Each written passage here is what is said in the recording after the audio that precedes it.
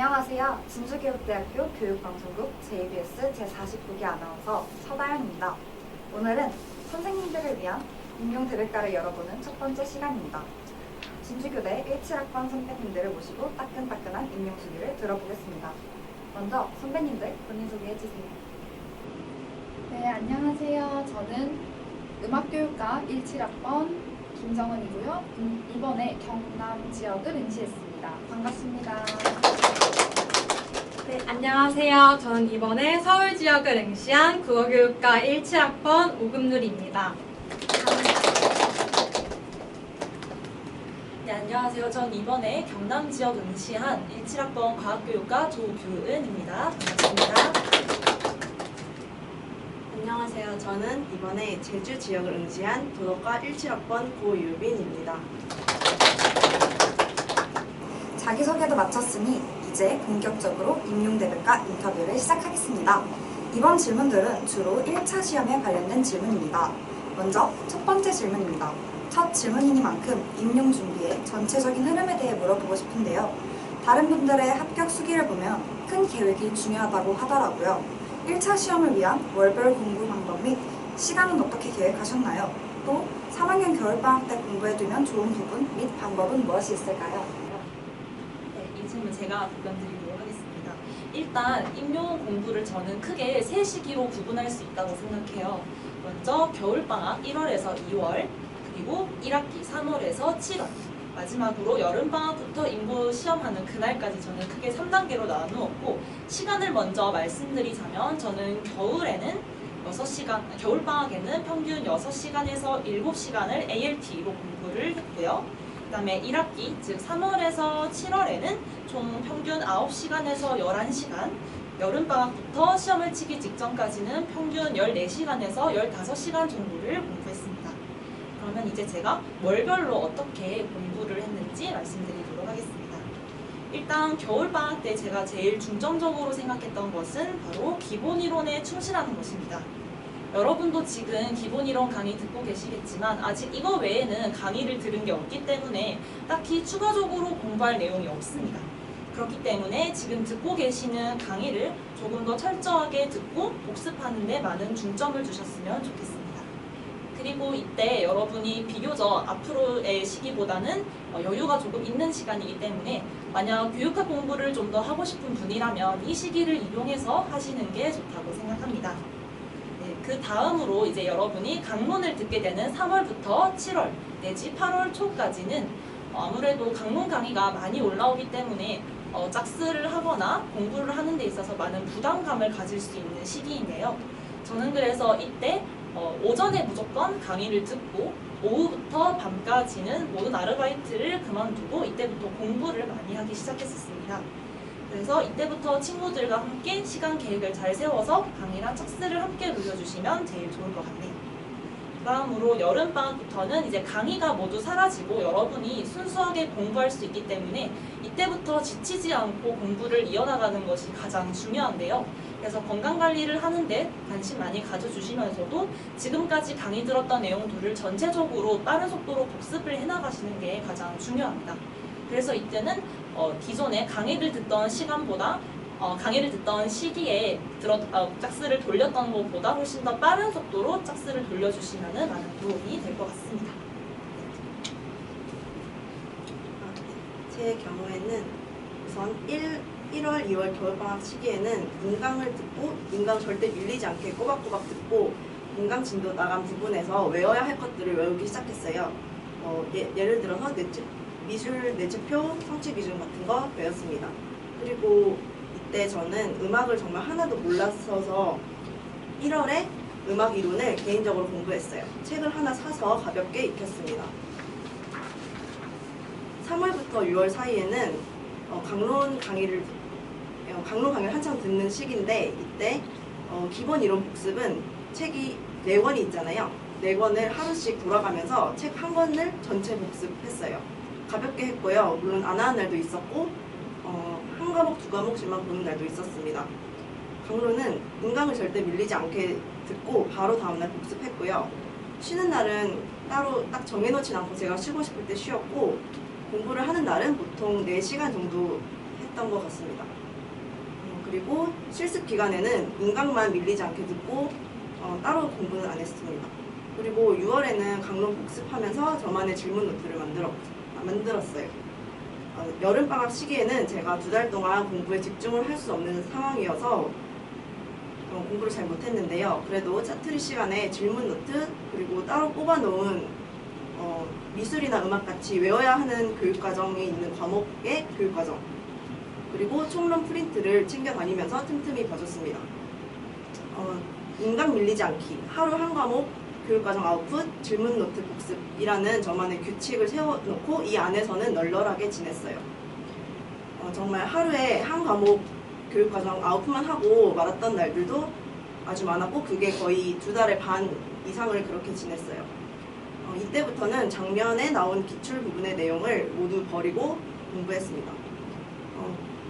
9월에도 역시 기본 이론 책이랑 백구 강론 프린트를 무한 반복해서 지겹게 복습을 했고요. 이때쯤에 아마 백구 연습 문제집이 나왔던 걸로 기억해요. 어떤 분들은 문제집이 좀 억지스럽고 과한 문제가 많다고 안 푸시는 분도 많다고 들었는데 저는 이 연습 문제집을 아주 애용했어요. 이게 서술형 시험이다 보니까 답을 어떻게 써야 하는지 연습도 되고 문제를 풀면서 암기가 덜 된 부분을 잡아낼 수도 있어서 저는 좋았습니다. 제가 연습 문제집을 어떻게 활용했냐면 처음 풀 때는 공책에 풀어서 틀린 거를 체크하고 두 번째는 틀린 거랑 어려웠던 것만 다시 풀어보고 세 번째는 연필로 책에 다 풀어봤어요. 그리고 이때 세 번째에서 틀린 거나 어려운 것, 받을 만한 것들은 다시 지워서 시험 때까지 많이 봤어요. 보면서 완전히 습득된 것은 연필로 쓰고 추가할 내용이 있으면 색깔 있는 볼펜으로 추가하면서 연습 문제집을 자주 봤습니다. 이렇게 모든 과목을 이렇게까지 한 건 아니고 문제가 나쁘지 않다고 생각하는 과목만 했어요. 제 개인적으로는 부작용 선생님 과목 전부랑 국어 강론, 수학 강론 등등이 좋았던 것 같습니다.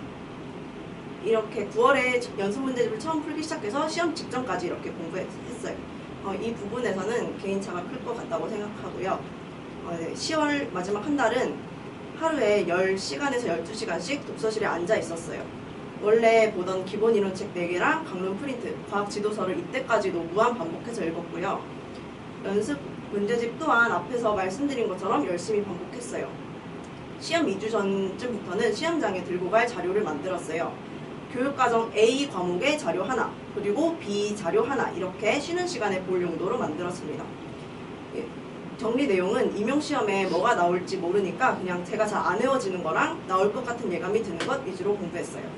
저는 이런 링이 있어서 언제든지 추가할 수 있는 걸 사서 준비했습니다. 이런 거를 집에서 독서실 갈 때 등등 짜투리 시간에도 틈틈이 봤고요. 그리고 갖고 시험장에 들어갔어요. 제가 정리한 것 중에서 몇몇 개가 나와서 굉장히 뿌듯했습니다.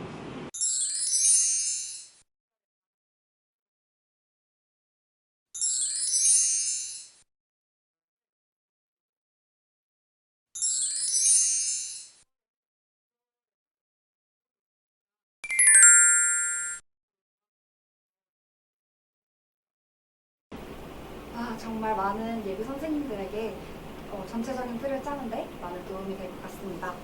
임용고 씨가 1학년부터 6학년 전 과목을 공부하다 보니 암기할 내용이 너무 많은 것 같아요. 어떻게 복습을 하셨는지 그리고 선배님들만의 암기 꿀팁이 무엇이 있는지 알려주시면 좋을 것 같습니다. 이 질문은 제가 먼저 답변해 드리도록 하겠습니다. 먼저 제가 오늘 조금 추워서 목소리가 떨리는 점 양해 부탁드립니다. 네. 후배들이 가장 많이 물어보는 게 청킹을 꼭 만들어야 하나요? 라는 질문인 것 같아요. 이 질문에 대한 저의 답은 X입니다. 저는 청킹 만드는 것을 굉장히 싫어하고 청킹을 외우다 보면 내가 2배로 뭔가 청킹까지 외워야 하는 것 같아서 귀찮아지더라고요.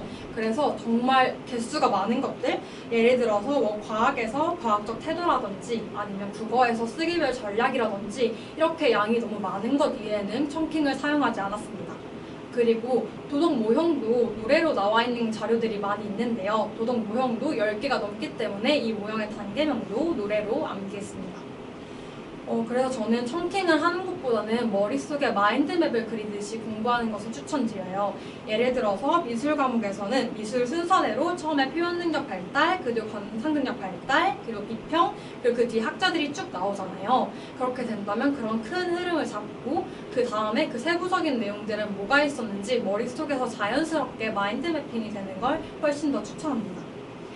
그리고 다음으로 제가 사용한 방법은 전 청킹을 하지 않았기 때문에 외울 것과 외우지 않을 것을 확실하게 구분을 했어요. 아무래도 1학년부터 6학년까지의 범위이기 때문에 내용이 너무 많았기 때문이에요. 그래서 먼저 외울 것과 외우지 않을 것을 구분하는 방법은 이 시험의 성격을 이해해야 해요. 그래서 이 시험은 서술형 시험이기 때문에 과연 이게 시험에 나왔을 때 오류 없이 답안이 인정될 수 있는지, 교수님들이 이 답을 답안으로 하나로 수렴할 수 있는지를 생각하면서 외우면 조금 더 쉬울 것 같아요. 구체적인 예시를 들었을 때 스탬프의 도구적 이해에서 도구적 이해의 뜻을 외우기보다는 그 예시를 보고 이 학생이 도구적 이해 상태이구나라고 이해하는 것이 훨씬 더 중요하다고 말할 수 있겠네요. 그래서 이렇게 크게 외울 것과 외우지 않을 것을 구분하게 되면 자연스럽게 키워드를 잡을 수 있어요. 그래서 청킹을 하고 그 청킹을 외우려고 집중만 하다 보면 가끔씩 큰 범주를 잃어버리게 되거든요. 그러면 큰 범주는 기억이 안 나고 그 청킹만 기억이 나고 이 청킹이 어디서 나온 거지? 이렇게 약간 알쏭달쏭한 일들이 생기게 돼요. 그렇게 하지 말고 먼저 큰 흐름을 잡고 그거의 키워드를 하나씩 잡고 그거를 외우게 된다면 암기하는 범위를 지금보다 훨씬 더 많이 줄일 수 있을 거라고 생각합니다. 네, 이어서 저도 답변 드리겠습니다. 저는 복습과 관련해서 크게 세 가지를 말씀드리고 싶어요. 먼저 첫째, 복습은 루틴이 가장 중요하다. 저는 강의를 스터디원들과 함께 이제 인강 스터디를 했었기 때문에 월, 화, 수, 목 오전에 3시간을 반드시 인강을 듣는 시간으로 잡아두었습니다. 그래서 월요일에 예를 들어 강의를 들었으면 월요일에는 월 복습, 화요일에는 월화 복습, 수요일에는 월화 수 복습과 같이 누적으로 항상 복습을 했고요. 그럼 목요일까지 강의를 듣고 나서 금요일과 토요일 이틀에 나누어서 일주일치 내용을 모두 복습했습니다. 이제 중요한 건 바로 2주차부터인데요. 평일에는 그 전주와 같이 월요일에는 월복습, 화요일에는 월화복습을 하되 주말에는 1주차와 2주차 내용을 모두 합해서 복습을 했습니다. 이제 감이 잡히시죠? 3주차, 4주차, 5주차 넘어갈수록 복습해야 할 양들이 엄청나게 늘어나게 됩니다. 하지만 이렇게 복습을 하다 보면 2월쯤 됐을 때 여러분이 수학이나 미술처럼 앞에 들었던 강의에 대해서는 이미 여러 번 복습이 되어 있기 때문에 이후에는 여러분이 좀 더 모자라거나 또는 최근에 들었던 강의를 위주로 누적 복습을 하실 수 있게 됩니다. 그래서 저는 겨울방학 동안 기본 이론을 가장 적게는 3번, 4번, 정말 많이 본 과목은 7, 8번 정도를 전체적으로 돌려서 복습을 했던 것 같습니다. 다음으로 두 번째, 여러분이 힘들어하시는 바로 교육과정인데요. 저는 교육과정 암기 시간을 반드시 정해두라라고 말씀을 드리고 싶습니다. 아무래도 생으로 외워야 되는 내용들이 너무 많기 때문에 나중에 해야지 하는 마음이 가장 많이 드는 부분이 이 부분인 것 같아요. 그래서 저는 아침에 반드시 기상에서 30분, 공부하기 시작 전, 점심시간, 밥을 먹으면서, 그리고 저녁 먹기 전, 자기 전 이렇게 20에서 30분씩은 반드시 교육과정에 투자하기 위해서 계획표를 짰었습니다. 그렇게 하다 보니까 좀 자연스럽게 교육과정에도 좀 빼지 않고 시간을 투자할 수 있었고, 일요일에는 강론이나 기본이론 복습보다는 교육과정 복습에 더 많은 시간을 할애해서 전체적인 복습이 한 번 더 이루어질 수 있도록 노력했던 것 같습니다. 마지막으로 아까 우리 오금누리 선생님께서도 말씀해 주신 것처럼 청킹은 반드시 필요한 순간에만 하시면 좋겠습니다. 지금 사실 인스타를 많이 보니까 여러 이 선배 선생님들께서 자료를 되게 많이 올려주시고 있고 특히 청킹 자료가 되게 많다고 알고 있습니다. 그런데 여러분이 앞으로 강론까지 강의를 듣게 되면 정말 외워야 할 내용이 너무 많은데 조금만 노력해서 쉽게 암기할 수 있는 것도 청킹을 만들다 보면 오히려 암기 비중이 늘어나고 부담이 커진다는 단점이 있는 것 같아요.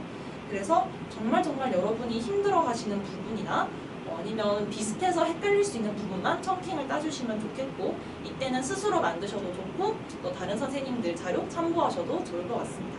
제 기준으로 말씀을 드리자면 저는 영어 성취 기준을 통으로 암기하기 위해서 청킹 사용했었고 그 이외에는 도덕 모형과 총론 역량, 내체표에서 기능만 청킹을 했었습니다. 네, 제 경우에는요. 저도 앞에 두 선생님 청킹에 관해서는 두 선생님 의견에 아주 전적으로 동의합니다. 저는 청킹을 좋다고는 생각했는데 정작 저는 거의 안 썼어요.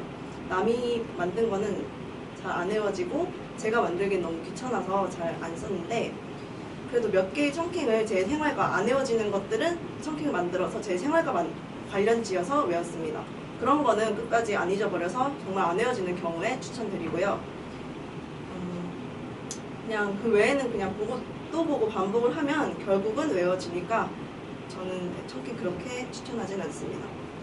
교육과정 강의가 있는 1월부터 외우실 필요는 없을 것 같지만 외우기 시작해서는 중간에 오랜 공백 기간을 두지 않고 계속 반복해서 아웃풋하면 좋을 것 같아요. 강론 암기는 제가 앞에서 말씀드렸던 것처럼 질문 노트를 활용했어요. 예를 들어서 6월 1일에 과학의 어느 단원을 복습했다 하면 그 내용 중에 잘 안 외워지는 것, 중요해 보이는 것 등을 찝어서 질문 형식으로 썼어요. 그리고 나중에 그에 대한 답을 한글 파일에 타이핑 치고 뽑아서 같이 들고 다니면서 자투리 시간 같은데 많이 봤습니다. 저 혼자만의 스터디라는 느낌으로 했어요. 사실 이거는 그 프린트 원문에 암기펜을 치면 되는 일이지만 저는 여기저기 이동할 일이 많아서 여러 과목을 이동 시간에 공부하고 싶어서 만든 거예요. 이동 시간이 많으신 분들께 추천드립니다. 그 외에는 그냥 강론 프린트를 정말 닳도록 복습했어요. 아무리 지겨워도 완벽하게 외워지지는 않으니까 암기펜을 쳐가면서 꾸준히 했습니다.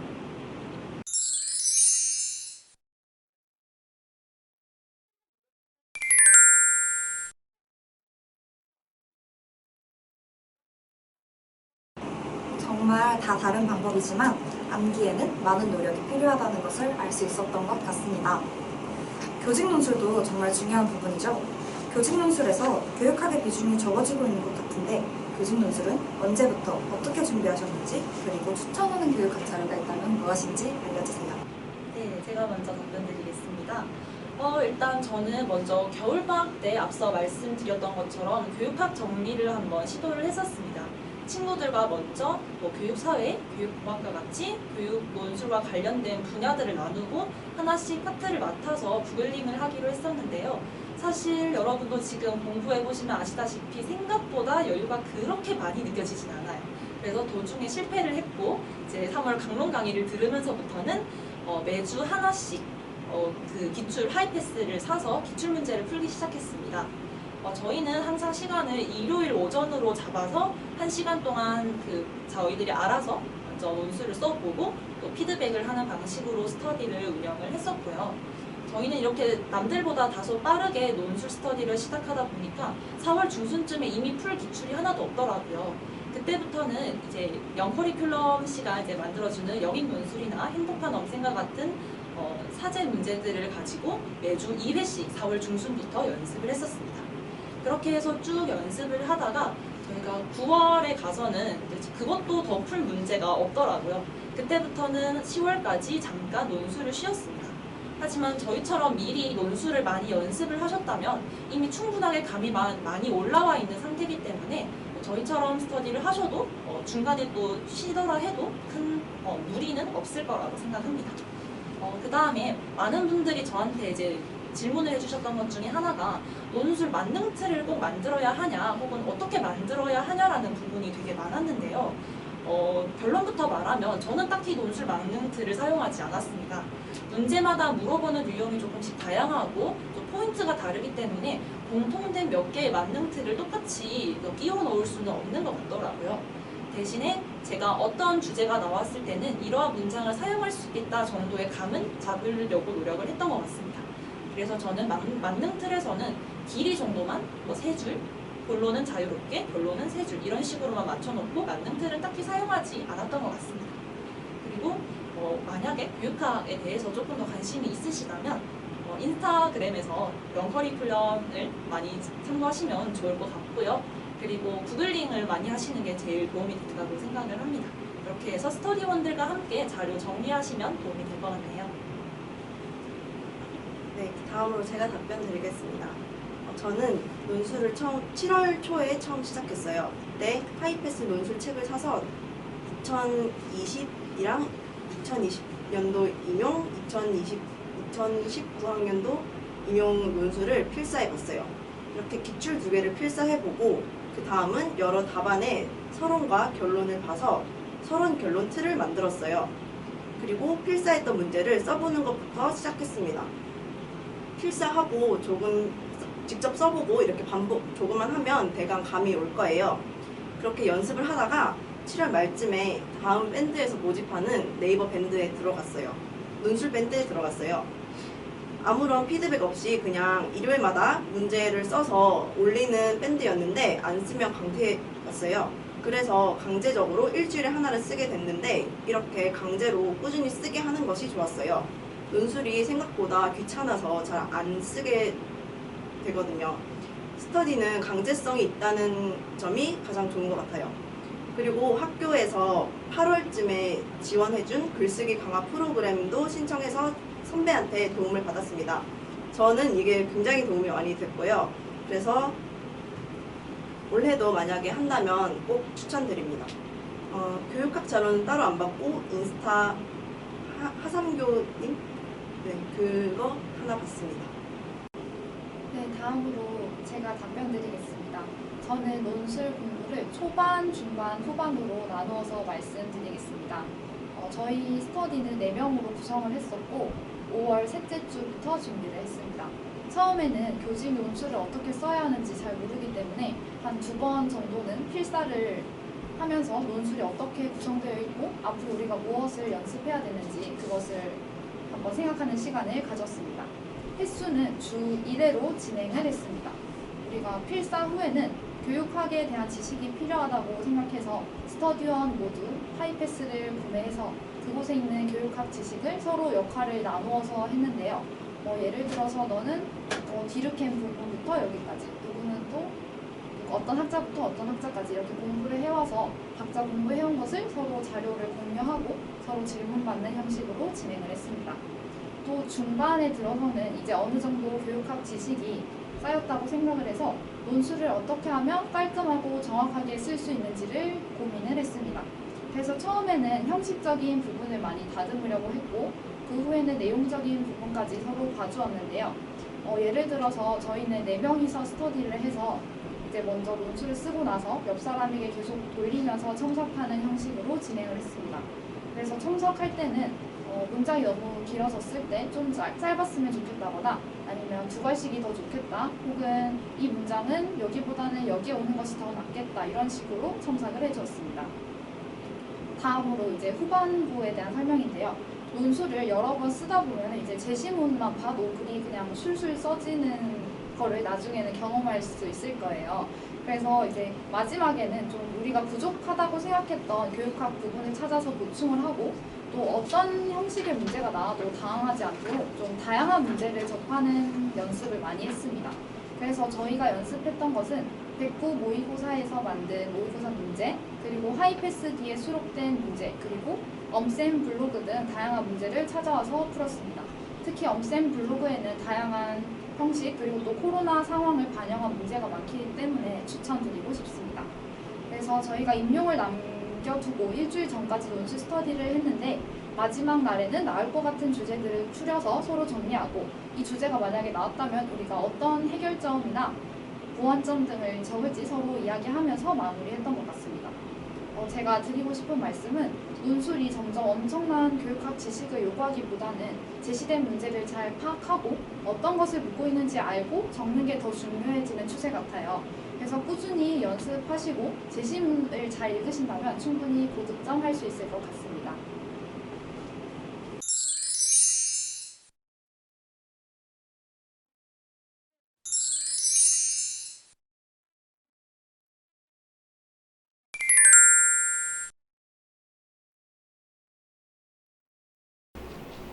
요즘 지도서 강론과 총론의 중요성이 커지고 있다고 들었는데요. 지도서가 중요한 과목은 무엇이 있고 또 어떻게 공부하셨나요? 네, 이 질문에는 제가 답변드리도록 하겠습니다. 먼저 저는 서울 지역을 응시했기 때문에 수도권 지역이나 높은 지역을 응시하는 분들이 외워야 하는 지도서 위주로 말씀드리도록 하겠습니다. 저는 먼저 지도서를 본 과목은 음악, 미술, 실과, 사회, 과학 정도였던 것 같아요. 근데 크게 나누어 보자면 첫째, 음악, 미술, 실과 지도서는 동기가 정리해준 자료를 모았어요. 동기가 다른 친구들하고 지도서에 있는 내용들을 전부 정리한 내용을 위주로 공부를 했는데 아마 한 80% 정도는 백부 강론에 이미 다 있는 내용이었던 것 같아요. 근데 아무래도 높은 지역을 치다 보니 1, 2점이 너무 아깝기도 하고 1, 2점을 더 받아야 한다는 압박감 때문에 했던 것 같아요. 그래서 아마 시간이 없고 혹시 내가 도지역을 친다 하시는 분들에게는 추천하지 않는 방법입니다. 그리고 꼭 봐야 하는 지도서는 사회와 과학이라고 생각하는데요. 먼저 이번 시험에서도 사회 지도서에 있었던 시간거리가 출제가 되었어요. 저희는 그래서 동기 7명과 역사 파트인 5학년 2학기를 제외하고 한 사람당 한 학기씩 맡아서 지도서를 꼼꼼히 읽어보았어요. 그래서 이렇게 꼼꼼히 읽어본 지도서를 세트로 작성을 해서 강론에 나와 있지 않거나 백구가 알려주지 않은 부분들을 외웠어요. 저는 이렇게 한 게 제가 사회에서 그래도 1, 2점이라도 더 받을 수 있었던 꿀팁이라고 생각합니다. 그리고 저는 과학 공부를 정말 꼼꼼히 열심히 했는데요. 제가 고등학교 때부터 과학 과목을 좋아하고 열심히 하기도 했고 그리고 또 과학이 점점 더 어렵게 나오는 추세이기 때문이었어요. 저는 백구가 알려주지 않은 거 이외에도 과학 지도서를 하나씩 꼼꼼히 보며 밑줄을 치거나 아니면 연필로 체크를 해놓고 따로 프린트에 옮기는 등의 위주로 공부를 했어요. 그리고 제가 혼자 보면 빠뜨리는 부분이나 잘 몰랐던 부분이 있을 수 있기 때문에 이런 지역적인 부분을 보는 스터디를 구해서 다른 사람들과 내용을 공유하기도 했습니다.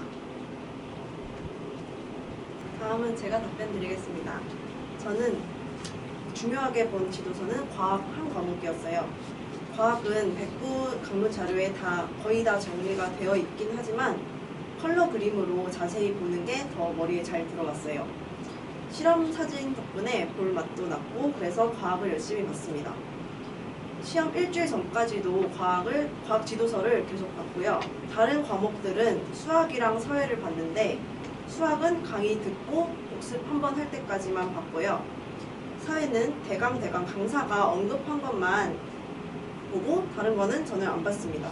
근데 만약에 제가 다시 공부를 한다면 과학은 똑같이 중요하게 보고 사회는 프린트가 지겨울 때 정독을 해볼 것 같아요. 네, 다음으로 제가 말씀드리겠습니다. 제가 백구 강의를 들었었는데 그 강의에서는 지도서 원본으로 진행한 게 사회, 과학, 그리고 수학이었습니다. 근데 제가 중요하다고 생각하는 과목은 사회, 과학이라고 생각해서 이 두 가지를 말씀드리겠습니다.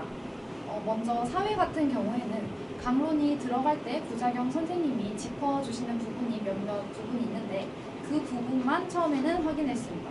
그때는 이게 좁은 범위라고 생각하실 수 있는데 이 부분만이라도 정확하게 기억하려고 노력을 했습니다. 그리고 또 2회독, 3회독부터는 이제 스터디 1과 부작용 선생님이 짚어주신 부분 이외에도 지도서를 모두 정독하려고 했습니다. 저희가 이번에 친 임용에서도 시간 거리와 같이 지도서에 있는 용어가 나왔기 때문에 꼭 꼼꼼하게 보시는 것을 추천드립니다. 저는 이것을 주요 용어만 정리되어 있는 스제트 형식, 왼쪽에는 문제가 있고 오른쪽에는 답이 있는 스제트 형식을 활용을 했는데 이 방법 꼭 추천드리고 싶습니다. 또 두 번째로 과학을 말씀드리려고 하는데요. 과학도 사회와 마찬가지로 처음에 진행할 때는 처음에 이제 강론 강의가 진행될 때는 복습하는 차원에서 실험이 어떻게 진행되고 있고 또 실험 준비물은 무엇이며 애들이 초등학교에서 배우는 개념은 어떻게 서술되어 있는지 확인하려고 했습니다. 또 이후 해독에서는 그러니까 강론 프린터에서 헷갈리는 부분이 생길 때마다 지도서를 펼쳐서 여기서는 어떻게 서술이 되어 있는지 확인하려고 했고 또 배경 지식 부분 중에서도 저는 문과였기 때문에 좀 이해가 안 되는 부분이 많았어요. 그래서 이것은 유튜브나 교수님께 여쭤봐서 꼭 해결하고 넘어가려고 했습니다. 이게 만약에 이때 해결이 되지 않으면 다음 회독 때에서도 또 고민하고 시간이 걸리기 때문에 모르는 게 생기면 꼭 그때 해결하시는 것이 좋다고 생각합니다.